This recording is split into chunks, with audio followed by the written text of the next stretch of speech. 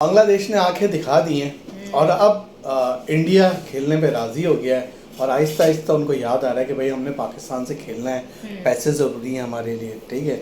और विराट कोहली और रोहित शर्मा भी याद आ गया बीसीसीआई को। नहीं, वो कहते हैं ना घर के बुद्धू लौट के वापस हाँ, सही सही। बाकी बाबर और शाहीन के फैंस के लिए यार इस वीडियो में कोशिश है वो लोग ना देखें, क्योंकि एक बुरी खबर है जो उनको मिलने वाली है इस वीडियो में। और लेकिन अभी यह है कि इम्कान हद दर्जा कम हुआ है। अभी ये नहीं कह सकते कि तमाम जो होप्स हैं वो शटर्ड हो गई। वो ज़रूर बताएंगे। साथ साथ बांग्लादेश ने भी भारत को बता दिया कि भाई आने आओ, नहीं आना तो दूसरा ऑप्शन रखा हुआ है, ठीक है। वो दूसरा ऑप्शन क्या है, यानी भारत बाहर नहीं हो रहा है। इस वीडियो में आप ये नहीं कह लेना कि इन्होंने भारत की बात तो भारत ने लगाई है, हम ट्रायंगुलर सीरीज रख लेंगे। हाँ, वो लगाया, लेकिन उन्होंने बता दिया कि भाई सब प्लान के मुताबिक हो रहा है और सब कुछ इधर ही होगा। और कुछ इंडियन मीडिया के वही खेल जारी हो गए, उसमें भी बात करेंगे। वेस्ट इंडीज क्रिकेट बोर्ड ने एक बहुत बड़ा एक्शन लिया। उन्होंने बोला भाई आ जाओ सारे जितने भी है मैदान में। वेस्ट इंडीज ने वो काम किया जो हमने भी किया था जब हम हार कर आए थे ना, हमने भी अपने कुछ प्लेयर्स को जमा किया था। फिर बीसीसीआई ने बिल आकर बता दिया कि भाई रोहित और विराट टेस्ट से क्यों दूर गए। वो आज जाके उन्होंने बता दिया है और खोल दिया है। अभी भी वो होप में लगे हुए शायद ये लोग वापसी आ जाए। और इंडिया में तो चल ही रहा है कि उनकी अभी जरूरत है। विराट तो अपनी व्हाइट कलर की बियर्ड दिखा चुके हैं, तो वो तो नहीं आने वाले। फिर माइकल वॉन जो है, जो रोतू है, उसका रोना पना खत्म नहीं हुआ है, ठीक है। वो जीतने के बावजूद भी वो शख्स रो रहा है। आप इतना ये चेक करें आप, ठीक है। तो उस पर बात करेंगे। रवि शास्त्री ने बताया, और जो रवि शास्त्री ने टर्निंग पॉइंट बताया कि जो भारत हारा है, तो मुझे भी यही लग रहा था कि यही टर्निंग पॉइंट है। वो टर्निंग पॉइंट भी आपको बताएंगे। बहुत सारी चीज़ें हैं। आचर ने अपना टारगेट बता दिया है, अगला टारगेट उनका क्या है उस टारगेट के बारे में बताएंगे। शकीबुल हसन का फ्यूचर क्या है उसके हवाले से बताएंगे। उमर अकमल की भी हमारे पास एक स्टोरी है। और 128 साल के बाद क्रिकेट के फैंस का इंतज़ार ख़त्म हुआ, यानी वो ओलंपिक में जो शेड्यूल है उस पे भी आपको नजर डालेंगे। बाकी अरशद नदीम ने है जो है वो एक्सपोज कर दिया कि जितने वादे थे वो नहीं हुए। तो बहुत सारी खबरें हैं। तो ज़ारा से स्टार्ट करते हैं। ज़ारा, क्या जो अभी बयान आया है स्पोर्ट मिनिस्टर यार, अभी तो देखें इंडियन मीडिया कुछ कह रहा होता है, जो बीसीसीआई हुकाम है उनकी बॉडी लैंग्वेज कुछ और होती है, लेकिन जो ऑफिशियल्स हैं उनके बोर्ड के वो कुछ अलग बातें कर रही हैं। वो ग्रीन सिग्नल रेड सिग्नल की बातें कर रही हैं। हाँ। इनका मीडिया तो मुसलसल रेड सिग्नल दे रहा है, लेकिन जो ये आई थिंक सुखबंद या ऐसी कुछ करके इनका नाम है, मैं भूल गई हूँ अभी।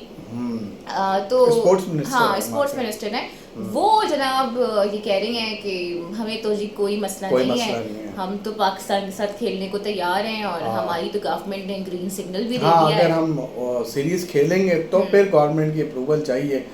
तो मेरे ख्याल से वो जो आपने एक्टर पे इतना बड़ा ड्रामा करा था या सब कुछ करा था, या शाहरुख खान को भी आप लोग गालियाँ दे रहे हो, तो वो भी आप बिला वजह दे रहे हो, क्यों दे रहे हो भाई? हाँ, ये तो हमेशा ही मेरे ख्याल से बतीरा रहा है ना वहाँ पर ये सारे काम करने का, तो इसमें तो कोई नई बात नहीं है।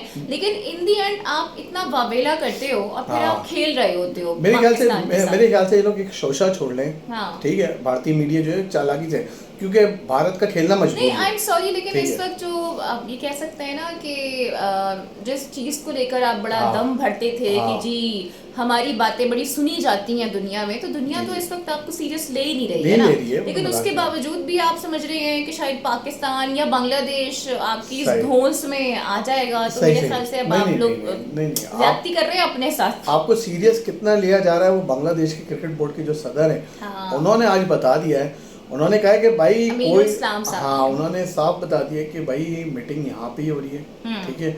और अगर इंडिया नहीं आता तो वो फिर हम उनको ऑनलाइन ले लेंगे।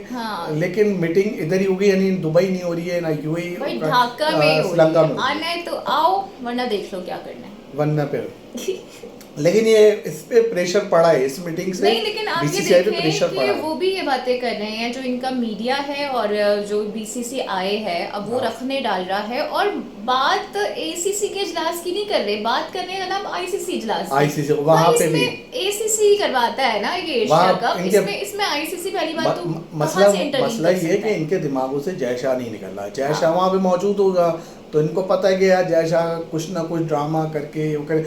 भाई जय शाह साहब भी चाह रहे हैं आपके एशिया कप हो, पाकिस्तान इंडिया हो, वो भी चाह रहे हैं। वो तो और भाई आप ही लोग तो ये खबर दे रहे थे, हमने तो खबर नहीं दी थी। आप ही कह रहे थे 5 सितंबर से सही। शुरू हो रहा है, फला तारीख को सही। इंडिया पाकिस्तान होगा। अच्छा, खबरें आपकी तरफ से आई हैं। फाइनल इन्होंने जो कहा है 24 जुलाई को जो मीटिंग हो रही है, भारत भी आएगा, तमाम ममालिक आएंगे, हाँ ठीक है, और कोई प्रेशर नहीं है किसी हाँ, चीज़ का भी, साफ उन्होंने मीटिंग में कह दिया है। उन्होंने तो क्लियर कर दिया अपना स्टांस। उनका मीटिंग भी यही होगी और जितने रुकन ममालिक हैं सब आ रहे हैं। भारत को हम ये ऑप्शन देंगे कि आपके पास ये सहूलत होगी कि आप हमें ऑनलाइन ज्वाइन कर लें। अगर आप नहीं करते हैं तो फिर आप देख लें क्या करना है क्योंकि उन्होंने उसमें वो भी क्लियर करा कि यार वो भारत की तरफ से एक बात की गई थी कि हम एशिया कप नहीं खेलेंगे और हम एक ट्राई नेशन सीरीज खेल लेंगे और ये कर लेंगे वो कर उन्होंने लेंगे। ये भी तो कहा था ना कि अगर आपने यहाँ से मुंतकिल नहीं किया तो हम दस्तबरदारी इख्तियार कर लेंगे। तो ये सारी ना मेरे ख्याल से वो कहते हैं ना धौंस और ढकोसले थे जिनको कोई सीरियस लेने को तैयार नहीं है। सीरियस नहीं है, लेकिन बाबर आजम साहब के शाहीन के फैंस बहुत सीरियस हैं, आप भी बहुत सीरियस होंगे। और जो आज अब्दुल माजिद भट्टी साहब की एक न्यूज़ लगी है, अच्छा, वो उस न्यूज़ के मुताबिक जो है बाबर आजम, रिजवान, शाहीन, नसीम इमीडिएट प्लान्स में नहीं है ना? अभी नहीं है, क्योंकि जो वेस्ट इंडीज से बातचीत चल रही है तो वो चाह रहे हैं ओडीआई सीरीज, ये चाह रहे हैं T20 हाँ, सीरीज। वो कह रहे हैं कि जो इन्होंने जो ईमेल की है पीसीबी ने, अभी तक वेस्ट इंडीज बोर्ड ने उसका जवाब भी नहीं दिया है। तो हमारी कोशिश ये है कि हम 5 T20 मैचेस खेल लें, लेकिन अगर वो राजी नहीं होते हैं तो फिर 2 T20 मैचेस हैं गालिबन और 3 जो वनडे हैं वो बाद में खेले जाएंगे। वो बाद में खेले जाएंगे। लेकिन वेस्ट इंडीज क्रिकेट बोर्ड का जो वहाँ से सेटअप आ रहा है वो ये आ रहा है कि उनको किसी तरह 2027 की वर्ल्ड कप में अपने आप को क्वालिफाई करना है, तो रैंकिंग में ऊपर आना है, तो वो चाह रहे हैं कि वनडे सीरीज ही हो। अच्छा, तो अगर वनडे होगी तो फिर जाहिर है रिजवान, बाबर, शाहीन के चांसेस जरा कम हो जाते हैं। लेकिन इस खबर के मुताबिक तो भाई बाबर और जो शाहीन के फैंस हैं उनके लिए तो बैड न्यूज़ है। लेकिन एक हमारे जरा है, उन्होंने ये भी कहा है कि हो सकता है अगर इस सीरीज में कुछ 19-20 हुई तो आपको नेक्स्ट सीरीज में चाहे वो T20 हो या वनडे हो, ये बात बाबर तो दिखाई देंगे। हाँ, ये बात तो हम काफी पहले से कह रहे हैं कि ये जो सीरीज है ना ये डिसाइड करेगी कि फ्यूचर क्या है बाबर आजम का, शाहीन का एंड इवन रिजवान का। ये तो है, लेकिन future West Indies cricket board ने जो है वो बुला लिया अपने फॉर्मर क्रिकेटरों को। वेस्ट इंडीज की टीम को आप ये देखें ना, एक जमाना था कि काली आंधी आती थी और छा जाती थी, लेकिन वो जो टाइम इनका गया उसके बाद से इस तरह के प्लेयर्स नहीं आ सके, टीम इनकी नहीं बन सकी, फिर इनके मसले भी काफ़ी रहे हैं अपने बोर्ड के साथ। सही। तो मेरे ख्याल से उसका बड़ा अमल दखल रहा है कि इनकी टीम इतनी अच्छी नहीं बन सकी है। अच्छा, वेस्ट इंडीज़ के जो टॉप खिलाड़ी हैं, लारा हो गए, रिचर्डसन हो गए, उन सबको बुलाया गया है और उनसे पूछा गया है कि भाई आप कमेटी में आए, किस तरह बेहतर हो सकती है, और बॉल भी है वहाँ पे। यार ये तो बिल्कुल वही वाला काम किया है ना जो हमारी टीम हार कर आई थी, जिल्लत समेट कर आई थी। तो हमारे यहाँ भी वसीम अकरम को, शोएब अख्तर को और सबको बुला के बिठा दिया गया था।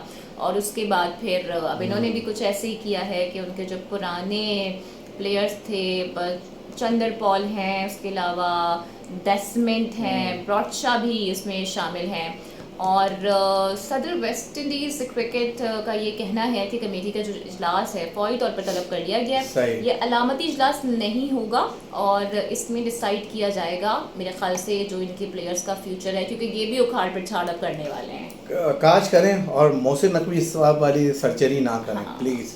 नहीं, आई थिंक वहाँ तो वैसे भी परफॉर्मेंस बड़ी मैटर करती है। अच्छा, भारतीय क्रिकेट बोर्ड ने रोहित शर्मा सर्जरी उनकी जो होगी वो ठीक ठाक वाली होगी। अच्छा, भारतीय क्रिकेट बोर्ड ने को भाई याद आ गई विराट और सबकी आनी थी ना, शिकस्त के बाद तो याद नहीं आनी थी। और BCCI के जो नायब सदर हैं जो वहाँ पहुँचे हुए हैं, जो खुशी तस्वीरें बहुत राजीव शुक्ला साहब वहाँ पहुँचे हुए हैं, वो बता रहे हैं कि हाँ यार हम लोग बहुत मिस कर रहे हैं।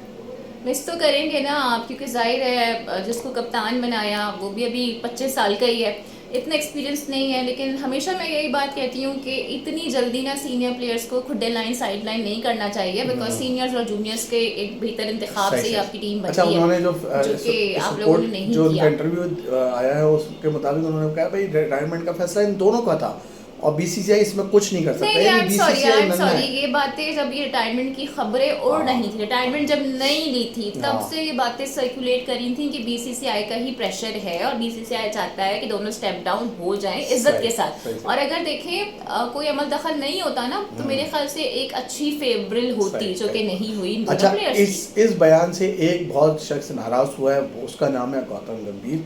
गौतम गंभीर ने ये कहा है कि ये BCCI की शायद चाल हो रही है कि मैं यहाँ पे टेस्ट हार रहा हूँ तो ये विराट और रोहित को लेके सामने आ रहे हैं। हाँ। वो सुना है जो अंदर का मीडिया ये कह रहा है।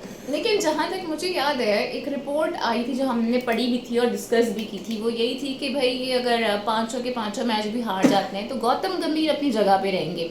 तो क्या अब गौतम गंभीर को ये लग रहा है कि उनकी जगह जरा हिल रही है तो इस तरह की बातें कर रहे हैं? मेरे ख्याल से हिल जाएगी, क्योंकि जो उनकी चीज़ें वहाँ से सामने आ रही हैं। हाँ। क्योंकि यार आप कुछ भी कहो, इस वक्त भारतीय टीम को रोहित और विराट की बहुत ज़रूरत है, और विराट की तो थी।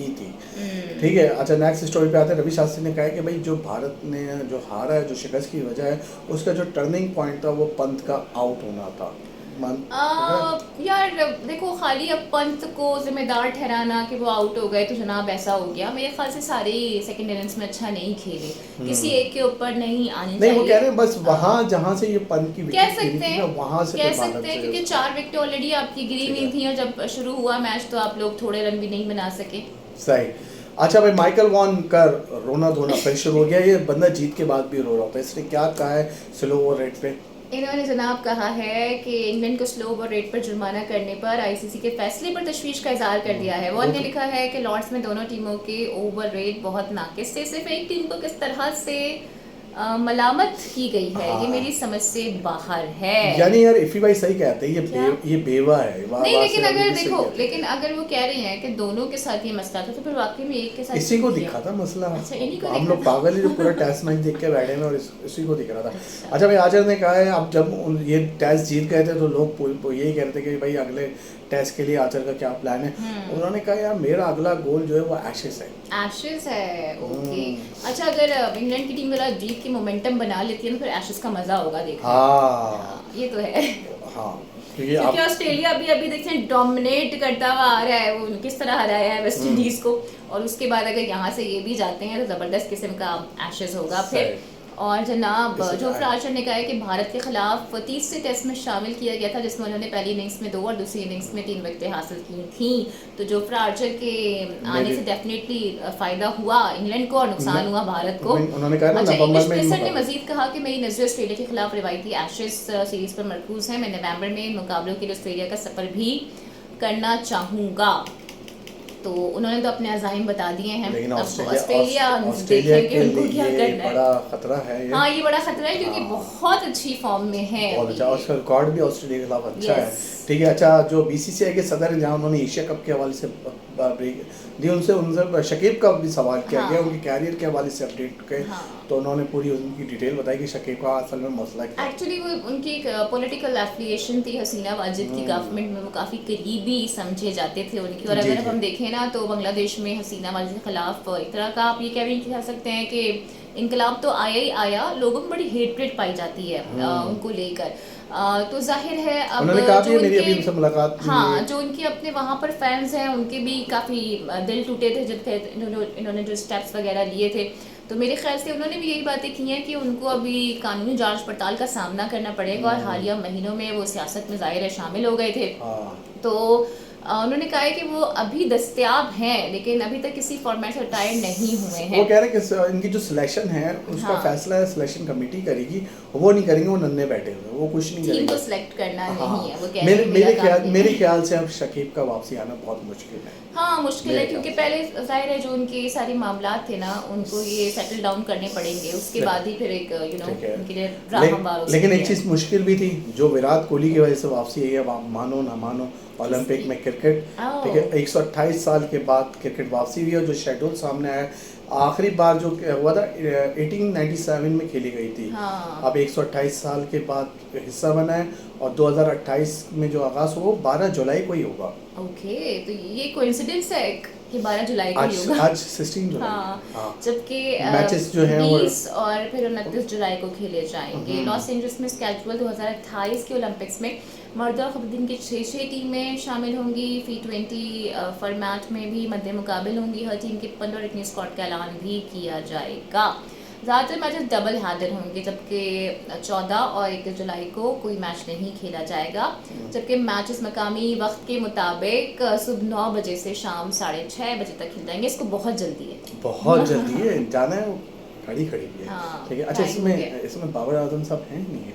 नहीं, इसमें बाबर आजम कैसे हो सकते हैं? अच्छा, इसमें तो अच्छा। नहीं हो सकते ठीक ना है ठीक बाबर है। आजम। अच्छा भाई, अरशद नदीम ने एक्सपोज कर दिया है, वो अभी हाँ। इंग्लैंड में मौजूद है अपने इलाज के, इंग्लैंड में ही ना, इंग्लैंड में थे अभी लास्ट टाइम हाँ तक। इंग्लैंड में ही इलाज के तौर पे, उनका इलाज, उनके लिए दुआ भी करिएगा। उनसे पूछा गया, एक रिपोर्टर ने पूछा कि भाई क्या हुआ, आपको इतने लोगों ने ऐलान किया था, तो उन्होंने बोला जो सब थे वो ऐलान ही थे, उसमें कुछ ऐलान ही मिला थे। नहीं है, अच्छा, आपको याद कैश हुआ मिला ना, है। इससे पहले भी जो एथलीट्स थे उन्होंने इस तरह की ही बातें की थी कि इतने इतने नामों का ऐलान तो हो जाता है, लेकिन ये मामला मिलते मिलते कुछ नहीं है हमें। सही सही सही। अच्छा, अरशद नदीम का क्या कहना था?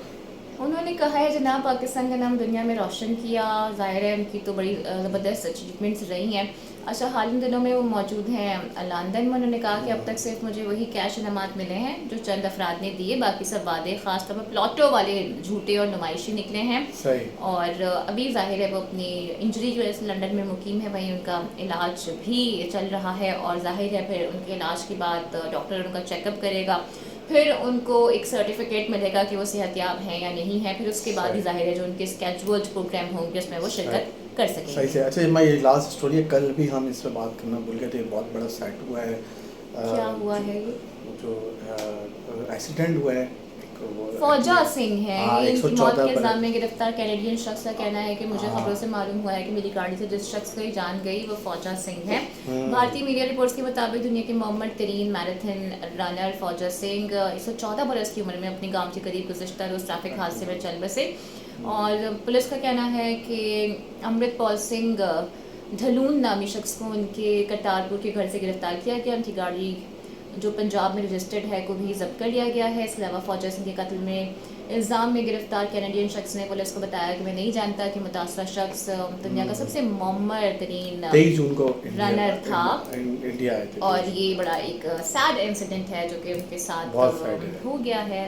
और काफ़ी लोग इनके बारे में आके बात कर रहे हैं, काफ़ी हाँ। लोग कर रहे हैं, तो ये सीन है। चलें, ये थी आज की हमारी वीडियो, यकीनन आपको पसंद आई होगी और इंडियंस को नहीं पसंद आई होगी, तो अपना फीडबैक जारी रखिएगा, कल फिर हाजिर होंगे। Bye bye.